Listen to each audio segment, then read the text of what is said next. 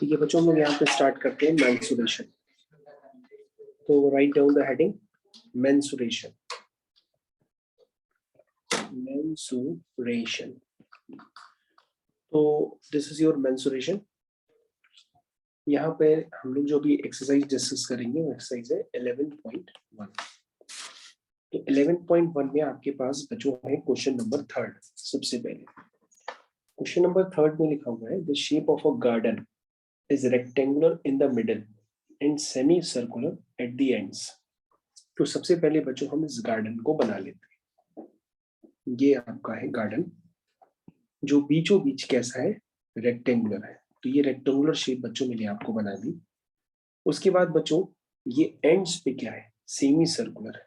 तो ये semi circular shape मैंने आपको जस्ट बना करके दिया। तो बच्चों अगर आपको ये सेमी सर्कुलर शेप बहुत अच्छे से क्लियर नहीं है तो मैं आपको फिर से रीड्रॉ करके देता हूँ। तो इसको आप अगर देखेंगे तो ये जल्दी समझ में आएगा। तो ये बच्चों एक पार्ट होता है, पार्ट ऑफ द सर्कल, इसलिए हम इसको सेमी सर्कुलर कहते हैं। तो अगर आप इसको कंप्लीट देखना चाहें तो ये आपको दिखाएगा। तो this is your semi circular. ठीक है, तो अब देखिए बच्चों आपको बहुत अच्छे से क्लियर होगा ये सेमी सर्कुलर एंड्स का क्या मतलब है। The shape of a garden is a rectangular in middle and semicircular at the ends. Find the area and perimeter of this garden. Length of rectangle वगैरह सब आपको दिया है। तो बच्चों ये जो डायमेंशन है वो आपको गिवन है। ये जो पूरी डायमेंशन है ये है 20 मीटर, यानी यहाँ पूरी complete dimension this is your 20 metre. और ये जो बच्चों इसकी विड्थ है वो आपकी 7 मीटर है। कितनी है? 7 मीटर। तो 7 मीटर बच्चों आपकी विड्थ हो गई। ठीक है, तो इतनी बात बच्चों अगर आपको क्लियर हो जाए तो उसका मतलब फिर क्वेश्चन आप कंप्लीट कर ले जाएंगे। कैसे कंप्लीट करेंगे वो अब आपको ध्यान देना होगा। तो बच्चों कंप्लीट करने के लिए सोचिए अब आप क्या करेंगे। सबसे पहले आप से यहाँ पर एरिया पूछा गया है, तो अब एरिया निकालने के लिए आपको सोचना पड़ेगा कि आप रेक्टेंगल का एरिया जानते हैं, वो होता है लेंथ इनटू ब्रेथ। और ये दोनों सेमी सर्कुलर एंड्स को मिला देंगे तो एक कंप्लीट सर्कल बन जाएगा। और सर्कल का एरिया होता है पाई आर स्क्वायर। ठीक है, तो बच्चों सबसे पहले आपको ये देखना होगा कि ये जो डायमेंशन है, ये वाली डायमेंशन, ये डायमेंशन किसको रिप्रेजेंट कर रही है? सर्कल के डायामीटर को। और डायमीटर का अगर हम हाफ कर देते हैं तो डायमीटर का हाफ क्या बन जाता है? रेडियस बन जाता है। तो बच्चों ये जो वैल्यू है ये रेडियस बन जाएगी 7/2, दैट इज 3.5 मीटर। क्या बात बच्चों आप लोगों को क्लियर है? और बच्चों जो रेडियस यहाँ पर है वही रेडियस यहाँ पर है और वही रेडियस यहाँ पे है। और बच्चों सेम डायग्राम यहाँ पे भी है, जो रेडियस ये है वही सेम रेडियस ये है, वही सेम रेडियस ये है। तो बच्चों आपको ये बात क्लियर होनी चाहिए कि ये वाली जो लेंथ है ये भी रेडियस के इक्वल है, विच इज 3.5। और बच्चों ये वाली जो लेंथ है ये भी रेडियस के इक्वल है, दैट इज 3.5। तो बच्चों हमारे पास क्या कॉन्सेप्ट बना कि हम 20 में से 3.5 और 3.5 दो बार माइनस करेंगे तो हमारे पास लेंथ आ जाएगी। तो लेंथ होगी बच्चों 20 माइनस 3.5 इंटू 2, यानी कि 3.5 इंटू 2 होता है 7 और 20 माइनस 7 कितना होता है? 13। तो बच्चों जो 20 माइनस 7 होता है वो 40 नहीं होता है, वो 13 होता है। ठीक है बच्चों, आप लिख करके आराम से माइनस कर लीजिएगा तो आपको आइडिया लग जाएगा कि ये जो लेंथ है वो 13 है। तो बच्चों मैं आपको 13 एक बार लिख के दिखा भी देता हूँ, दिस इज योर 13। और जो बच्चों इसकी विड्थ है वो उसके डायमीटर के इक्वल है, वो गई 7। तो बच्चों अब आपको ये क्लियर होना चाहिए कि इसका एरिया, यानी कि इसका अगर हम कंप्लीट एरिया निकालना चाहें तो हम एरिया निकाल सकते हैं। एरिया इसका बच्चों किसके इक्वल होगा? ये होगा area of rectangle plus area of two semicircular portion. Area of two semicircular portion को मिला देंगे तो एक कंप्लीट सर्कल बन जाएगा। तो अब अभी तो हम यही लिखते हैं कि area of two semicircular portion ठीक है। तो बच्चों ये एरिया अगर हम ध्यान से देखें तो रेक्टेंगल का एरिया होगा लेंथ इंटू ब्रेथ, यानी कि 13 इंटू 7 प्लस दो बच्चों ये सेमी सर्कुलर है, अगर हम इनको जोड़ देंगे तो कंप्लीट सर्कल बन जाएगा। कंप्लीट सर्कल का एरिया होता है पाई आर स्क्वायर। तो बच्चों क्वेश्चन में देख लेना, पाई की वैल्यू अगर नहीं दी है तो आप अपने हिसाब से यूज कर लेना। This is pi r square. बच्चों मैंने अभी बताया था कि इसकी जो रेडियस है वो कितनी है 7/2। तो पाई आर स्क्वायर मतलब रेडियस का स्क्वायर, मतलब 7/2 इंटू 7/2। इसको बच्चों सिंप्लीफाई कर लो, आपके पास आंसर निकल के आ जाएगा। This is your area. और अगर आप टेबल वगैरह नहीं जानते तो आप मल्टीप्लाई कर लीजिए। 7 3 जा 21, 7 1 जा 7, 8 9, 7 से 7 बच्चों कैंसिल हो गया, 2 1 जा 2, 2 1 जा 2, 2 1 जा 2, 11 7 जा 77 और ये हो गया 77/2। इसे बच्चों आपको सिंप्लीफाई करना पड़ेगा, ये आपका एरिया आ जाएगा मीटर स्क्वायर। तो बच्चों आपने एरिया पूछा था वो मैंने आपको निकाल के दे दिया, एरिया इन मीटर स्क्वायर। अब बच्चों आपसे क्या पूछा गया, आपसे पूछा गया पेरीमीटर। पेरीमीटर का मतलब ये होता है कि बच्चों जो आपको साइड्स दिख रही हैं उन सबका आपको सम निकालना होता है। तो बच्चों मेरे हिसाब से जो आपका पेरीमीटर होगा, वो पेरीमीटर में आपको दिखाता हूँ बेसिकली क्या है, उसको अगर आप देखना चाहें तो पेरीमीटर के लिए आप इस पोर्शन को कंसिडर करिए जो मैं आपको बता रहा हूँ। ठीक है।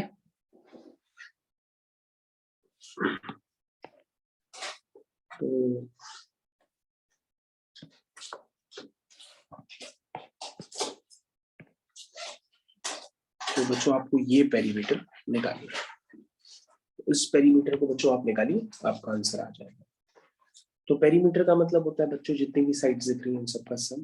तो ये बच्चों साइड ये वाली कितनी है 13, ये वाली कितनी है 13, और बच्चों ये वाली सरकमफेरेंस होगी हाफ ऑफ द सरकमफेरेंस।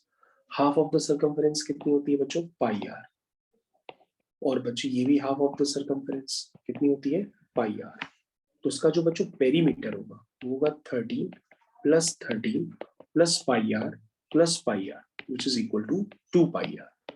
तो 26 plus 2 pi r, pi is 22/7 and r is 7/2। इसको बच्चों सॉल्व करेंगे तो आपके पास पेरीमीटर आ जाएगा मीटर में। तो बच्चों इस तरह से आपको ये क्वेश्चंस करने थे। ठीक है। तो बच्चों इस क्वेश्चन को एक बार आप दोबारा रिव्यू कर लीजिएगा। हम लोग दूसरा क्वेश्चन स्टार्ट कर रहे हैं। तो दूसरा क्वेश्चन है क्वेश्चन नंबर 5। क्वेश्चन नंबर 5 पे हम लोग देखते हैं कैसे वर्किंग हम लोग करेंगे। इसमें लिखा है N ant is moving around a few food pieces of a different shapes scattered on the floor. For which food piece would the ant have to take a longer round? Remember, circumference of a circle can be obtained by using the expression 2 pi r, where r is radius. तो बच्चों आपको बताना है, आपके पास 3 diagram बने हुए हैं। तीनों डायग्राम में आपको पेरीमीटर निकालना होगा और बताना होगा जिसका पेरीमीटर ज्यादा है वहां पर खाना बटोरने में चींटी को ज्यादा रास्ता लंबा तय करना पड़ेगा। तो बच्चों आपको जो तीनों डायग्राम दिए हैं उनका आपको पेरीमीटर निकालना पड़ेगा। क्वेश्चन बच्चों एक बार फिर से रिव्यू कर लीजिएगा, क्वेश्चन रिव्यू नहीं करेंगे तो आपको बार बार दिक्कत आएगी। तो बच्चों ये आपका पहला डायग्राम है, ये आपका बच्चों दूसरा डायग्राम है जिसको मैं आपको बना के दिखा रहा हूं। ठीक, और बच्चों ये आपका तीसरा डायग्राम है। तो हर डायग्राम में आपको ये इंडिकेट करना है कि कहां पर चींटी को खाना खाने में ज्यादा मेहनत करनी पड़ेगी। ठीक है, चलिए तो ये है बच्चों, स्टार्ट करते हैं पहले वाले पार्ट में, यानी कि हम ए पार्ट से स्टार्ट करते हैं बच्चों। तो बच्चों आपको तीनों पार्ट में एक एक करके पेरीमीटर निकालना है। जहां ज्यादा पेरीमीटर होगा तो वहां पे चींटी को खाना खाने के लिए ज्यादा डिस्टेंस ट्रेवल करनी पड़ेगी। तो बच्चों आप बताएंगे कि यहाँ पर ये लेंथ आपके पास गिवन है 2.8 सेंटीमीटर। तो हाफ ऑफ द लेंथ कितनी हो जाएगी 1.4, हाफ ऑफ द लेंथ हो जाएगी बच्चों 1.4। तो बच्चों आपके पास क्या है, चींटी चली, चींटी चली चली, चींटी चली चली, चींटी चली चली और खाना लेके पहुंच गई। चलिए, तो पहले जब चींटी चली तो कितना चली, जितना चली पाई आर, ये लेंथ कितनी होती है pi r, half of the circumference. और बच्चों ये वाली लेंथ कितनी होगी, ये वाली लेंथ होगी डायामीटर, दिस इज 2.8। तो पहले वाले केस में आंसर आया 2.8 plus pi into r, r is 1.4। तो बच्चों इसको आप कैलकुलेट करेंगे, ये सारी लेंथ सेंटीमीटर में दी है तो आप इसको भी सेंटीमीटर में लिख लीजिए। उसके बाद बच्चों आपके पास दूसरा पार्ट है, इसमें भी आपको निकालना है कि आंसर क्या आएगा। 1.5 हो गया, ये 2.8 हो गया, ये 1.5 हो गया। तो बच्चों ये जो 2.8 की लेंथ है तो इसकी रेडियस बन जाएगी, इसकी रेडियस बन जाएगी बच्चों 1.4। इसकी रेडियस बच्चों कितनी हो जाएगी 1.4। तो बच्चों हम इसका पेरीमीटर निकालते हैं, 1.5 plus 1.5 plus 2.8 plus pi into r, this is 22/7 into r, r is 1.4। ठीक है। उसके बाद बच्चों हमारे पास नेक्स्ट क्वेश्चन है। तो नेक्स्ट क्वेश्चन में हमारे पास ये लेंथ है 2 सेंटीमीटर, ये भी लेंथ है 2 सेंटीमीटर, और ऊपर वाला जो लेंथ है वो 2.8 है। तो बच्चों इसकी रेडियस कितनी हो जाएगी 1.4। तो बच्चों इसका पेरीमीटर आएगा 2 प्लस 2 प्लस पाई आर, यानी कि 22/7 इंटू आर, आर इज 1.4। तो बच्चों आपको ये काम करना होगा, तीनों लेंथ आप कैलकुलेट करेंगे, जहां पर पेरीमीटर सबसे ज्यादा आएगा वहां आपका आंसर बन करके तैयार हो जाएगा। तो बच्चों इस तरह से आपको ये क्वेश्चंस करने पड़ते हैं। तो बच्चों एक्सरसाइज 11.1 में जो स्कूल में क्वेश्चंस आ सकते हैं वो मैंने आपको पूरी तरह से समझाया। बाकी क्वेश्चंस में आप कॉपी वगैरह खोलिए, को अटेम्प्ट करिए, तो आपको जल्दी समझ में आ जाएंगे। इसके बाद बच्चों आपके पास 11.2 वगैरह एक्सरसाइज भी दी है, इनके सॉल्यूशंस ऑलरेडी मैं आपको शेयर कर देता हूँ पीडीएफ फाइल में, तो आप इसको रेडी करिए फिर मेरे को बताइए। तो 11.2 एक्सरसाइज बच्चों आपको खुद से करनी है, याद रखिएगा। तो 11.2 का बच्चों अभी मैं आपको एक दो क्वेश्चन करके दिखाता हूँ, जैसे कि सेकंड क्वेश्चन। तो एक्सरसाइज 11.2 सेकंड क्वेश्चन ये हो गई। चलिए देखिए बच्चों किस तरह से करनी है। सेकंड क्वेश्चन में क्या गिवन है बच्चों, the area of a trapezium is 34 centimetre square. बच्चों अगर आप ट्रापेजियम नहीं जानते हैं तो ट्रापेजियम उसे कहते हैं जिसमें दो पैरेलल साइड्स और दो नॉन पैरेलल साइड्स होती हैं, उनसे मिलकर के ट्रापेजियम बनता है। दो पैरेलल साइड्स और दो नॉन पैरेलल साइड से मिलकर के क्या बनता है ट्रापेजियम बनता है। ट्रापेजियम को हिंदी में समचतुर्भुज के नाम से जानते हैं। लिखा है जो बच्चों ये ट्रापेजियम है इसका नामकरण कर लो ABCD। इसका बच्चों जो एरिया है वो आपके पास क्या, वो एरिया है 34 सेंटीमीटर स्क्वायर। फिर कह रहा है length of one of the parallel side is 10 centimetre. कह रहा है जो पैरेलल साइड्स है उसमें किसी एक पैरेलल साइड की जो लेंथ है वो 10 सेंटीमीटर है। तो हम मान लेते हैं बच्चों कोई भी एक 10 है, लेट्स से ये 10 है बच्चों, ठीक है। और पैरेलल साइड्स की जो बीच की डिस्टेंस होती है बच्चों उसको हम लोग हाइट कहते हैं, और ये हाइट आपके पास गिवन है 4 सेंटीमीटर, ठीक है। कह रहा length of the other parallel sides आपको निकालनी। तो अदर पैरेलल साइड की जो लेंथ है बच्चों उसको आप कुछ आप लेट कर लीजिए, वो लेंथ कितनी है x। उसके बाद बच्चों आपका क्वेश्चन खत्म हो जाएगा। कैसे करेंगे क्वेश्चन, एरिया का फॉर्मूला लगा के। तो एरिया ऑफ ट्रापेजियम क्या होता है, एरिया ऑफ ट्रापेजियम ABCD होता है half into sum of parallel sides. Sum of parallel sides हो गया x + 10 into distance between them which is 4। तो बच्चों जो आपके पास एरिया है वो आपके पास पहले से गिवन है, यानी कि 2 times x + 10 is equal to कितना गिवन है 34 गिवन है, ठीक है। तो बच्चों आपको यहाँ से x खुद से कैलकुलेट करना पड़ेगा और आपका आंसर निकल करके आ जाएगा। उसके बाद आपको मैं नेक्स्ट क्वेश्चन बताता हूँ। इसमें बच्चों सारे ही क्वेश्चन काफी इजी है, तो एक और मैं आपको एप्लीकेशन करके बताता हूँ क्वेश्चन नंबर 5 पे। क्वेश्चन नंबर 5 में लिखा है the diagonals of a rhombus are 7.5 and 1.2 centimetre.